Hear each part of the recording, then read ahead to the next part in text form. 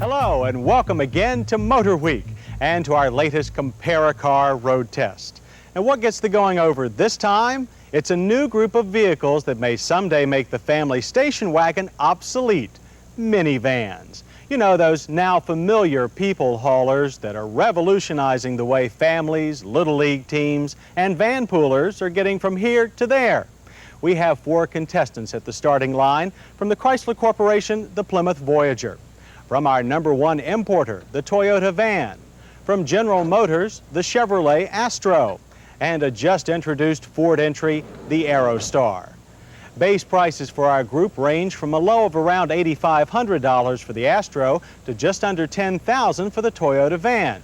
I should add, though, that when typically outfitted, minivans come in with moderately high retail stickers of between $14,000 and $15,000.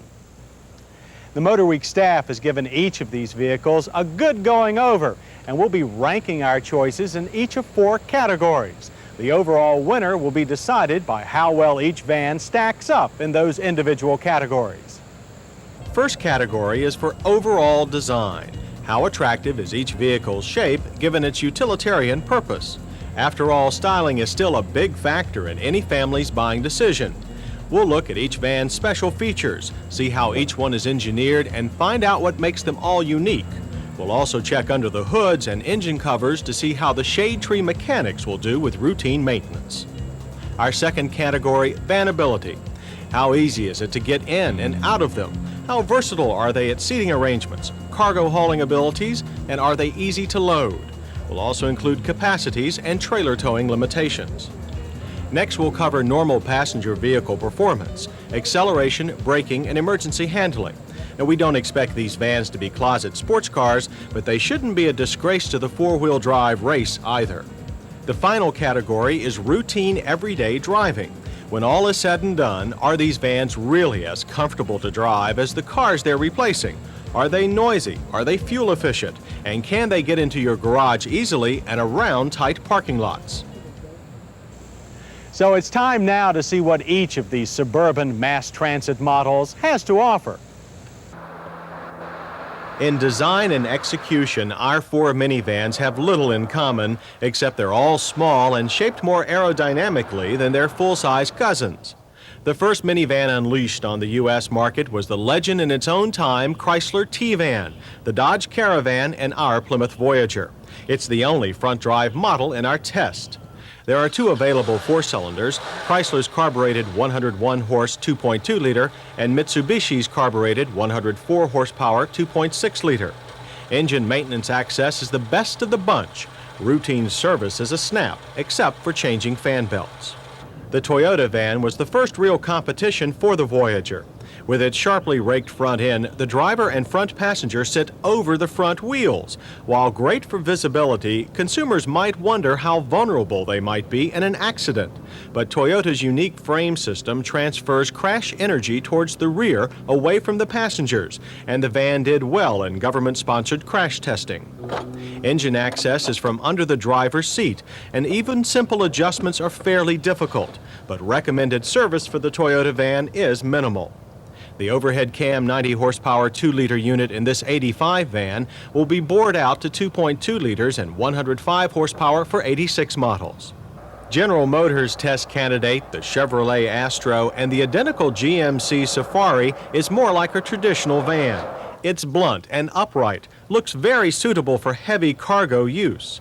Its rear drive power comes from either a 92-horse 2.5-liter 4-cylinder or Chevy's newest 4.3-liter V6. We chose that 145-horse carbureted model for our test. It's the most powerful engine in any small van.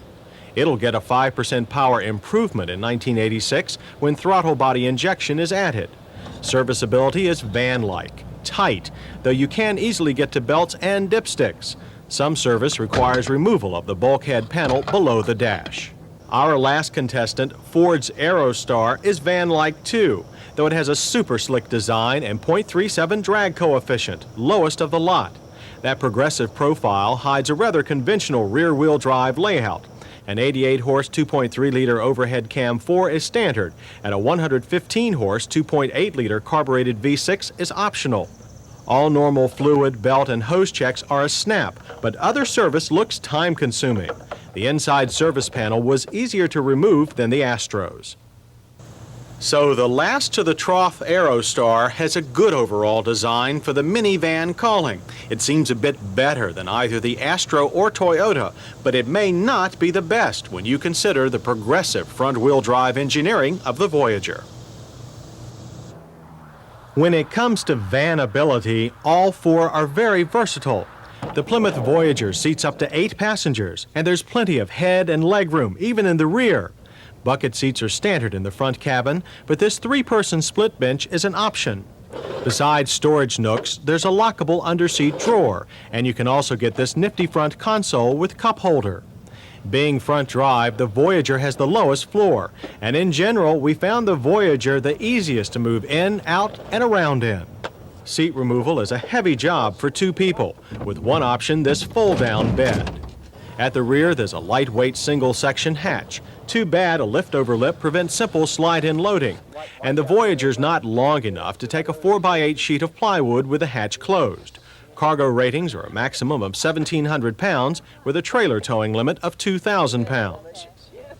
The unusual Toyota van was hit for being tough to get in and out of, with a side door that seemed a bit low for its high floor. Stepping up through the front door is also awkward, and clothes can be soiled easily by the front tires. On the other hand, our 7-passenger Toyota van has great head and leg room in the rear. Its optional twin sunroof package makes for an airy drive. There's a dual air conditioning system too, one front and one rear, and it includes a tiny refrigerator and ice maker. Again, a rear hatch is used, and there's also a lip at the floor.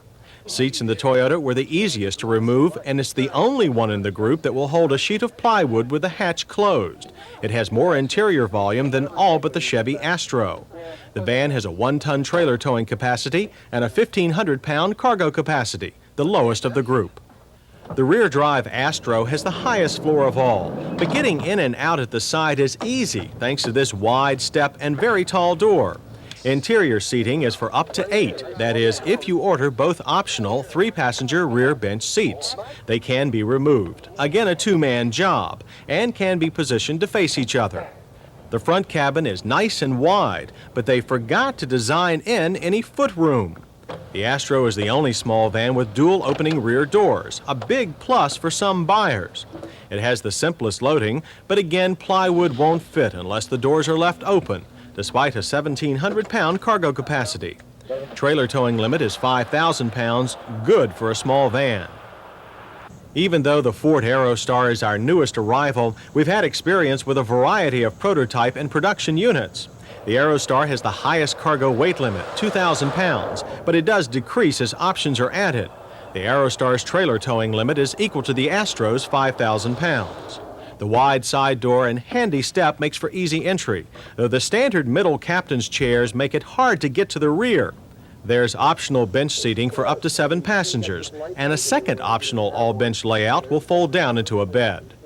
The Ford looks less like a truck in the front cabin than the Astro, with good footroom, and it's the most luxurious, with this digital gauge package an option. Ford's rear air conditioning system is similar to the Toyota's, and there's this trick rear seat radio panel. The Aerostar also has a single hatch, and there's no lip for easy loading, even if a sheet of plywood again doesn't fit completely. The Aerostar's seats aren't hard to take out, but it's not helped by the underseat temporary spare tire location. The other small vans have their spares located outside, under the chassis, and Ford will correct this faux pas during the model year. All our minivans have some compromises in their quest for the ultimate in vanability, but the Voyager and Astro seem to have fewer concessions than the others. You don't want to run any races in a minivan, but acceleration, handling, and braking are still important factors. For one thing, these vehicles are being touted as reasonable alternatives to station wagons. Even with only 4 cylinders, the light Plymouth Voyager turned in the second-best 0 to 60 time, 14.7 seconds. The 2.6-liter delivered its 142 pound-feet of torque smartly through the 3-speed automatic transaxle. A welcome 3-liter V6 is still a year away. A special proportioning valve in the brake system also accounted for very stable unloaded stops from 55. With only modest premature lockup at the left rear and little nosedive, stops were straight with little fade. Average distance 110 feet, better than many cars we test. That also goes for handling. There is a lot of front-wheel drive induced plowing, but the Voyager's soft suspension rolls to its stops without any unusual results. Toyota's four-cylinder didn't fare as well. Acceleration times from 0 to 60 were the longest, 18.5 seconds, but the 86 model's larger engine will provide a 20% improvement. Besides that, the 5-speed manual on our test rig was very vague and hard to shift smoothly. Better to go with Toyota's excellent 4-speed overdrive automatic. The brakes on this Toyota van performed more to our liking than the ones on a similar vehicle we drove 18 months ago. Hard stops from 55 averaged 131 feet. Not bad. They were straight with only a modest amount of rear lockup and no tail swing. The pedal was very hard though, and there was lots of fade. Our biggest complaint with Toyota van performance has always been with its handling. Its short wheelbase makes it duck into a tight curve faster than the soft suspension can handle, and it lifts a rear wheel on almost every turn in our slalom. But that 88-inch wheelbase and strong third-gear torque gave us slalom times only slightly slower than the Voyager, which had the best times. The larger engine and a new rack and pinion steering unit on 86 Toyota vans may improve things here too. Now to the Chevrolet Astro. It should come as no surprise that a hefty V6 and a 4-speed auto overdrive transmission makes the GM entry tire-chirping fast, the best of the four with a 0 to 60 time of only 11.8 seconds. The Astro has 50% more torque than its only V6 rival, the Aerostar. Brakes on the Astro are at the other end of the scale. They're the group's least impressive. The power disc drum system was very touchy, and the left front wheel had a tendency to lock up prematurely when cold. Stops were straight, but the 140-foot average from 55 was slightly longer than we'd like. On our handling course, the Astro matched the Toyota's time. While there was plenty of pickup-like plow and big van-like roll, the lightly loaded rear end never broke loose, and the Astro inspired the most confidence in our 55-mile-an-hour lane change. The Ford Aerostar was pretty much in the middle of the group in performance. Its V6 acceleration through the very smooth 4-speed overdrive automatic was adequate, if only a touch faster than the Voyager's 4-cylinder, 14.5 seconds from 0 to 60. Brakes were good for a van. The pedal felt great, and the Aerostar's soft suspension did not allow lots of nosedive. There was no tendency to swing and little fade. An average 55-mile-an-hour stopping distance of 131 feet was also quite acceptable for a family vehicle. The Aerostar is a cushy vehicle. Soft springs mean lots of body roll, but its ability to hold the pavement on curves surprised us, although the power steering pump could not keep up with the rapid turns of our slalom. It's important for these minivans to have reassuring performance, especially when you consider their precious family cargo. They all inspire more driver confidence than full-size vans and most larger station wagons, but the Plymouth and Chevy, again, seem to have the easiest time of it. These minivans get their biggest test on everyday missions to home, school, and office. All four vans seem no more affected by side winds or passing semis than normal station wagons. The Voyager's front drive makes it a treat in the snow and nasty weather. Its ride is good and well controlled.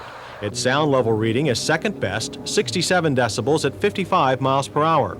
The Voyager also turned in the second best economy, 23 miles per gallon on our 100-mile mixed driving loop. With its front drive and long 112-inch wheelbase, the Voyager had the widest turning circle of the lot, 41 feet. While the Toyota generally doesn't do as well as its competitors on the performance track, it shines in everyday driving. It's very comfortable for touring, with a smooth ride over all but the worst bumps. The sound level at 55 is 69 decibels, quiet for a van or car. Mileage placed it first in the group at 24 miles per gallon. Its short wheelbase also allowed it to steal all the honors for turning circle, only 34 feet. On the highways and byways, the true truck colors of the Chevy Astro came through. While the ride is moderately smooth, that cramped front legroom we mentioned made the Astro tiresome. Noise, however, was no problem, since we rate 68 decibels at 55 is quiet. Unfortunately, mileage was only modest at 21 on our test loop. With rear drive and a 111-inch wheelbase, the Astro's 39-foot turning circle was just acceptable. The late incoming Ford Aerostar did even better on the open road. With the longest wheelbase of the group, 119 inches, it soaked up jolts with ease. The soft suspension translated into a luxury car ride. It also had the best sound level reading, 66 decibels at 55. Mileage equaled the Astro's at 21 miles per. The Aerostar's turning circle was wider than all but the Voyager's at 40 feet. Hill climbing power, important for full load vacations, also was adequate in all vehicles, though the Astro V6 had the definite edge. And our last test? Well, all 4 of these vans are of the so-called garageable variety. The definition can vary, so we picked an especially small 6-foot tall by 8-foot wide garage for this hurdle. The Voyager made it in and out in a breeze. It has the lowest height of the group at 64.2 inches. The Toyota van was next best at 66.3 inches. Things were much tighter with the Astro. Its 71.7-inch height just squeaked through, and being the widest of the lot at 77 inches, it left little side room to spare. The Aerostar is about the same, 71.5 inches high, so it didn't have an easy time either. But it made it with less trauma since it's 8 inches narrower than the Astro. Obviously, height and width can be important if you're switching from a station wagon to a minivan.